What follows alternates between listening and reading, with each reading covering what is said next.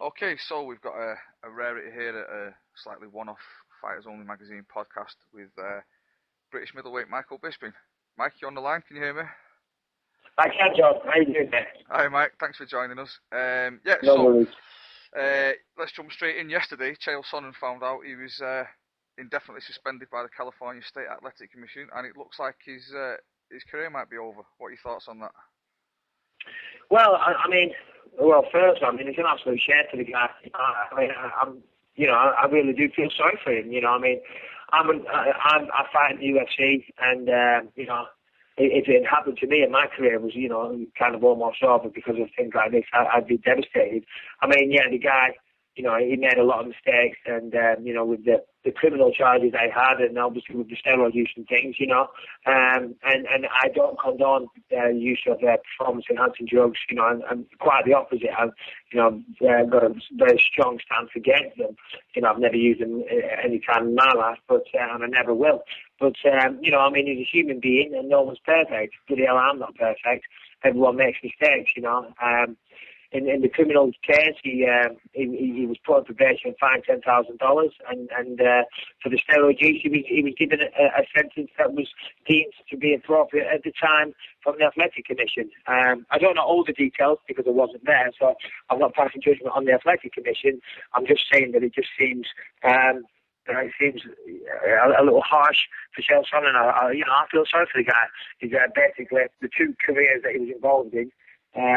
They've both been messed up pretty badly recently. So obviously today's not a good day for him. And as I said, I feel for the guy. Yeah, like you say, he's got no way of earning money now, has he? He's got his fighting career seems to be done, and his outside career. So I think it was a little bit harsh as well. Yeah, listen, as I said before, we all make mistakes, and you're paying dues to society. You should be allowed to continue. I feel for the guy. Mm-hmm. So, we heard a while back that the UFC... And obviously there's the other side of it, for me, I think, the rumours, when my manager had told me that, me and Chael Sonnen were probably looking at doing the Ultimate Fighter. Uh-huh. So obviously I've been sat on the sidelines waiting for that to happen, and, that's definitely not going to happen now. So we can get a big disappointed as well for myself. Obviously, as I said, I've been waiting for this whole thing to transpire. And, it's not going to happen. That would have made for a great season of the Ultimate Fighter. And it would have been a great fight. Chael Sonnen's ranked number 2 in the world. And they're the guys you've got to fight. If I'm ever going to be taken seriously and get a title shot one day, then guys like Chael Sonnen, that he has to fight. He's the guy I wanted to fight straight after the whole Hayden Rivera fight. Uh-huh. And it would have been great pre-hype build to the fight, and I'm sure it would have been a great fight as well. So, as I said, I feel for the guy, but obviously for my own reasons as well, it's disappointing. Have you had any indication now? Are you still in the running for a coaching spot on Tough, or are they going to look at? I'll be absolutely honest. I don't know. My manager has been speaking to Dana. Hopefully, I'll have some news pretty soon. But as of right now, I really couldn't tell you, and I'm not just being diplomatic and saying I'm not supposed to say anything, so I'm not saying anything. I really don't know. The UFC keep in contact with my manager. They're very busy people. I don't call them on a daily basis.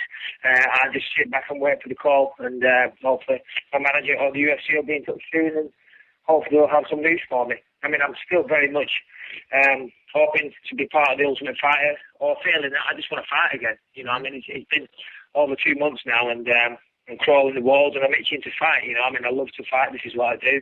This is how I get paid. This is how I earn my living. So I want to fight ASAP. But if the opportunity for the Ultimate Fighter is there, and that's what the UFC want me to do, then that's what I'll happily do. So as I said, I'm eagerly anticipating a call. Okay. The next UK show, live show, is probably going to be in October. I imagine you probably don't want to sit out till then.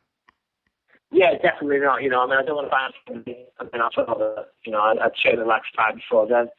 As I said, I've not fought for a bit, so I've put a couple of pounds on, but nothing too ridiculous, so I need a little preparation time. But, I want to fight ASAP, or, as I said, unless it's the Ultimate Fighter. Actually, we've had more than one Twitter message recently saying just seen Bisping coming out of Nando's. Oh, really? Yeah. Well, in Nando's, it's low carb, high protein. I always take the skin off the chicken, so, you know what I mean? I try and keep it healthy, as well as keeping it classy. With Sonnen out of the picture, and like I said, that was kind of your route to the route to the title. You know, if you'd have fought Sonnen, it would have been a contenders elimination fight. What do you think your route to the title is now? It's a title shot. Yeah, no, that's it's a tough question. I'm not sure who those guys are. I mean, it seems like most of the high-profile guys have got fast matched up at the moment. Obviously, Yushin's fighting Anderson in August, I believe. So, you know, the winner of that's going to want to fight maybe at the end of the year, early next year. You know, but I definitely have to fight in between then. So I'm not sure who's going to beat. I mean, Nate Marquardt would have been a good one, but he's turned me down twice, and obviously now feels that he'd rather go down and fight smaller guys because he'd probably have a better chance of winning the fight or putting an exciting fight on. Who else is there? I'm not too sure. I mean, the good thing about the UFC is that there's no shortage of talent. You know, there's plenty of tough guys who are going to test you and challenge you. So, you know, I mean, I'll be honest, I haven't looked at the roster and seen who's available. I was just really, really hoping that Chael Sonnen would get, you know, all his business cleared up and we'd be able to fight. So, you know, the news only broke late last night, and I haven't really had time to sit back and think about those things yet.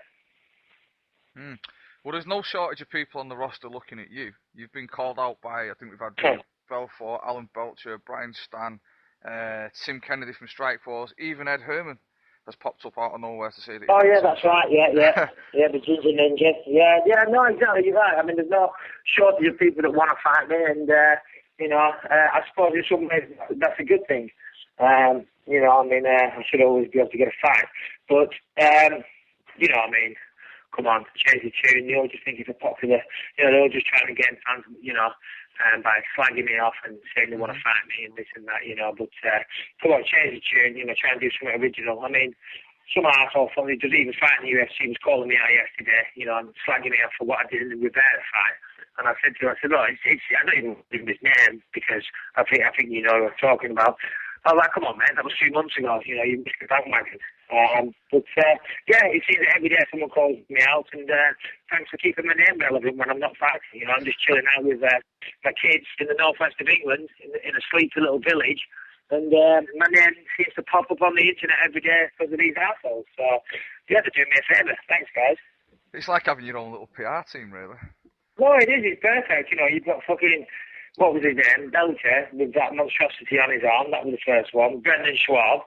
Who else? Nate Marquardt, Belfort. The list goes on, you know what I mean? So I'm quite privileged that all these world-class fighters want to fight me. It certainly doesn't upset me.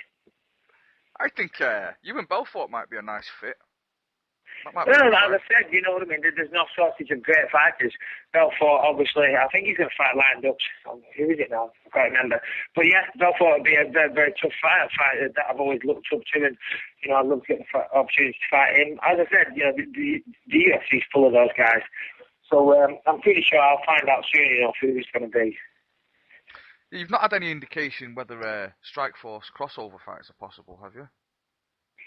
I have no idea. You know, as I said, I'm just, I wasn't even at the Fighters Summit, you know, so, right. You know, I don't even know what went on there. So, you know what I mean? I've literally been out of the loop a little bit, you know, I'm just doing my own thing, training here, you know, where I live, and just getting on with business. So, yeah, if you want to know about a fight crossover between Strikeforce, I'm really not the best guy to ask. I know a lot of the fighters that went to the summit found the lectures and things quite boring. How did you dodge that bullet? Well, I was just in America, just recently helping Rampage train, and I'd literally just flown back to the UK. And I think between my manager and the UFC maybe took sympathy and didn't want to make me do another transatlantic flight, you know, literally just as I'd landed. So, you know, yeah, you know, I mean, I've been around for a long time. I would have liked to have been there from the sound of it. It was very beneficial to be there. Learn a few things, but yeah, I mean, as I said, I just literally flown home, so yeah, I didn't have to do the fight again, which was nice. Well, speaking of Rampage, you were out there, you're training him for a fight, training with him for a fight against Matt Hamill, your long-time nemesis, as it were. Do you take any particular pleasure in training Rampage against him? Well, listen, I thought that had a long time ago now, and any rivalry that was there between the two of us, I'm sure that's dissolved now, and I wish Matt all the best in his career. That said, Rampage is a teammate, and I certainly hope Rampage knocks him out, and that's nothing personal against Matt Hamill. A lot of times passed a lot of water under the bridge now. But I went out to help Rampage recently, and the guy's looking great. He's looking really switched on, focused. He seems hungry for the fight, which is great. I mean, Rampage in shape, he's going to be a very, very tough task for anyone. And he's definitely going to be in shape. He's training his ass off. He was doing 6 5-minute rounds of sport. Lots of world-class wrestlers and good strikers. So he's certainly going to be ready on the night. And I'm certainly predicting that Rampage is going to KO. Definitely. Really? Absolutely, yeah. Might spend a few quid on it myself, who knows? I might take you up on that.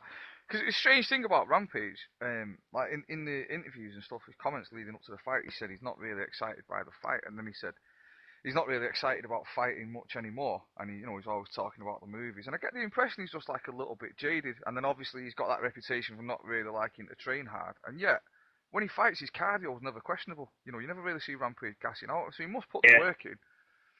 No, absolutely. Just for the work. I mean, Rampage doesn't, he's not a fan of getting out of bed in the morning and going running and things like that. He'll tell you that himself. But, he goes to the gym, he works hard. He's got a team of people around him, he's got his coaches, he's got teammates, and they all cost money. He's not stupid. He's not going to spend all this money on people and not train and not work hard, So, whilst the way he might prefer doing other things, if he's there to train, he trains, you know what I mean? Mm-hmm. And, it's Rampage Jackson, he's been around the game a long, long time, so, I'm not saying he's bored, but, there's certainly the novelty of it's maybe worn off a little bit. But I know he wants to be champion again, and, maybe he wasn't too excited about the Hamill fight initially because, because it's not a fight that's going to put him into a title contention. But, with the fight getting closer, I know he's getting more and more excited, and it's going to be a tough fight for him. And, but listen, there's no two ways about it. Rampage is going to beat this guy, I'm telling you. He's going to absolutely destroy him, to be honest. I mean, Hamill's tough, very, very tough. He gave a hell of a fight back in the day, and I know he's continued to improve since then. So, he's going to be no walkover, but, Rampage is going to turn up, he's done everything right, and he's going to kick his ass. Okay, I'll take your word for that. Have you got your eye on any movie roles yourself, following in Rampage's footsteps? Any movie role? Well, first and foremost, I'm a UFC fan, so that's what that's where my focus and my priority lies. But there's a couple of little things floating around. There's maybe one later on in the year. I can't say too much about it yet because it's all hush-hush, so to speak. But yeah, there is one coming up that I'm quite excited about, but that's only if it fits in between the UFC fights, obviously. Because I heard you're going to be doing your training camps out in LA or something from now on, is that right? Yeah, no, not to my knowledge. Sounds like, something I don't. Oh, right, no, it's just, I've read it on the internet, that reliable source of information. Oh, yeah, of course, yeah. and remember to always believe everything you read on the internet because it is rock solid. Well, that's it. It's somebody with 3 posts on Sherdog, obviously not. No, I thought I read something with a quote. Yeah, no, I might be spending a bit more time out there, but ultimately, I'm still English, I'm proud to be English, but I've just come out of there recently, come back from California. I love spending time out there, I've got a lot of great friends out there, and it's a beautiful part of the world, so I may spend some more time out there, who knows.